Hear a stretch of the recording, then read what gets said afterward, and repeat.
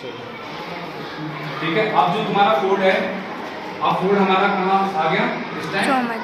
बताओ। Stomach. Stomach में आ गया। अब यहाँ पे फूड हमारा लगभग रहता है 2 से 4 घंटे रहता है। ठीक है, 2 से 4 घंटे हमारा यहाँ पे फूड रहता है। अब फूड में एक पाया जाता है HCl। HCl क्या होता है, कभी कभी हमारे अंदर बैक्टीरिया बन जाते हैं, जीवाणु बन जाते हैं, तो जो ये HCl होता है वो हमारे उन बैक्टीरिया को मारने का काम करता है। जो HCl हमारे स्टोमक में पाया जाता है। ठीक है, समझ में आ गई? स्टोमक डाल दिया, हेडिंग डाल दी, नहीं डाली है? डाल दो। क्या पाया जाता है स्टोमक में? HCl क्या कार्य करता है?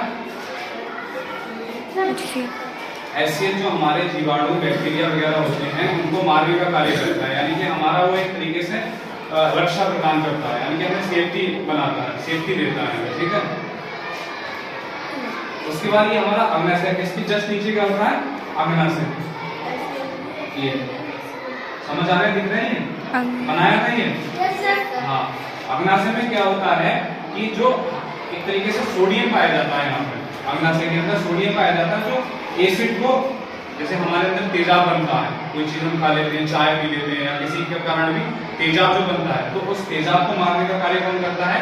अग्नाशय। यानी कि ये अग्नाशय भी हमारे एक तरीके से एंटीबॉडी है, ये हमारी प्रतिरक्षा तंत्र है एक तरीके से, तो ये हमारी सेफ्टी प्रदान करता है ये भी हमें। तो जो एसिड हमारी बॉडी के अंदर बनेगा उसे भी ये खत्म करेगा अग्नाशय। ठीक है, उसके बाद क्या होता है, जो लीवर होता है, ये देखेंगे इस साइड में, आप लेफ्ट साइड में देखेंगे तो लीवर, ये वाला पार्ट जो है लीवर का है, और इसके जस्ट नीचे, ये मैंने ऊपर कर दिया लेकिन हम इसे नीचे मान के चल रहे हैं ऐसे। ठीक है, क्या होता है? गॉल ब्लैडर होता है। ये गॉल ब्लैडर क्या होता है, यहीं पर जो है जो पथरी वगैरह होती है, स्टोन वगैरह बन जाता है, जो हम बोलते हैं कि पथरी बन गई, तो वो पथरी कहाँ होती है? वो यहाँ पर होती है, इसके अंदर होती है, गॉल ब्लैडर के अंदर होती है वो पथरी।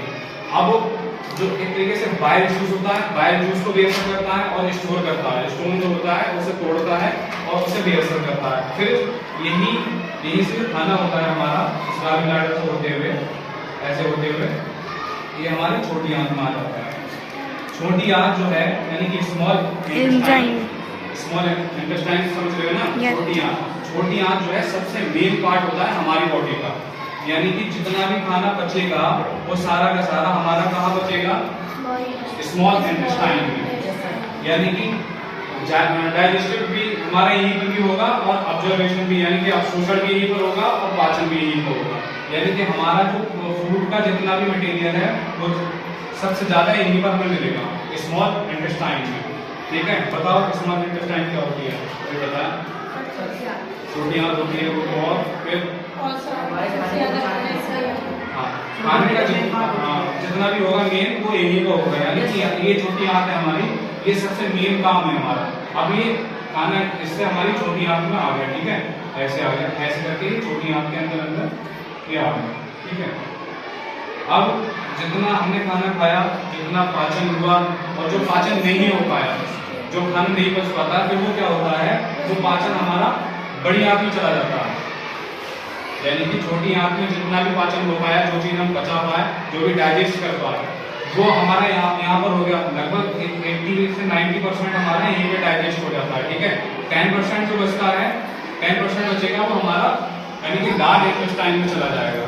लार्ज इंटेस्टाइन में जाने के बाद जितना भी हमने जो कुछ खाया वो पूरी तरीके से पच चुका होता है। ठीक है, अब जब पूरी तरीके से पच चुका होता है, फिर जो अब हमने क्या करा, जो भी चीज ली, जो कुछ भी खाया, जो प्रोटीन लिया है, खाना खाया, उसमें जो भी हमें विटामिन मिले और प्रोटीन मिला, वो हमने अपनी बॉडी को चला गया। उसके बाद जो बेस्ट मटेरियल होगा, यानी कि जो बेकार मटेरियल होगा, वो क्या होगा, आपके एनएस के थ्रू बाहर हो जाता है।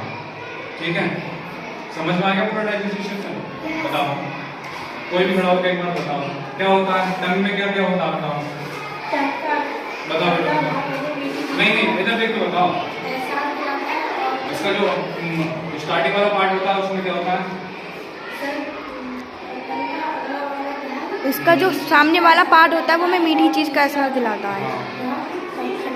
पीछे वाला हमें कड़वेपन का एहसास कराता है, साइड के होते हैं वो खट्टेपन का एहसास दिलाते हैं। ठीक है, ये हमारी जीभ का काम होता है, यानी कि जो जीभ होती है, और जो हम देखते हैं इसकी हमारी जो जीभ होती है इसमें हल्का हल्का सा एक लिक्विड टाइप का होता है, वो टायरिन एक तरीके से एंजाइम होता है, टायरिन। ठीक है, टायरिन एंजाइम हमारी जीभ में पाया जाता है। उसके बाद हम जो भी खाना खाया वो माउथ के थ्रू अंदर गया, फिर एबोला का कार्य आपको बता दिया। एबोला क्या होता है बताओ, तुम बैठ जाओ, तुम बताओ। हाँ बताओ, एबोला बताओ, उधर मत देखो, इधर देखो। जब टीचर पढ़ाता होता है तो बहुत समझदारी के साथ सुनते हैं उसकी बात को और रिकॉल करने की कोशिश करते हैं। एबोला हमने बताया, हाँ बताओ।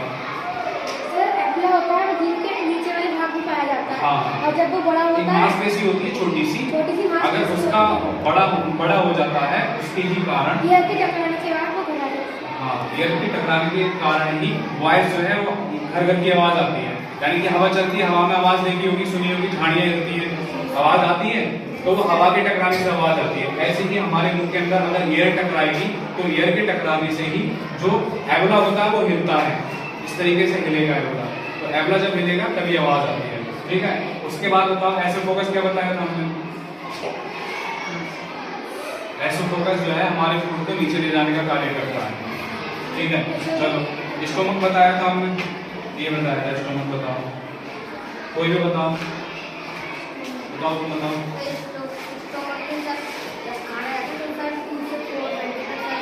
ठीक है, और यहाँ पे कौन सा पाया जाता है? HCl पाया जाता है। ठीक है, HCl हमारी क्या कार्य करता है? HCl हमारे के अंदर हाँ जो जीवाणु होते हैं, बैक्टीरिया वगैरह होते हैं, उनसे हमारी रक्षा प्रदान करता है। ठीक है, और अगला सारे का कार्य हमने आपको बताई है, सोडियम वगैरह, और जो हमारा एसिड वगैरह बनता है हमारे इसके अंदर स्टोमक के अंदर, यानी कि जो पूरी आहार नाल होती है उसके अंदर, जैसे पूरी को आहार नाल बोलते हैं। ठीक है, इसे क्या बोलते हैं?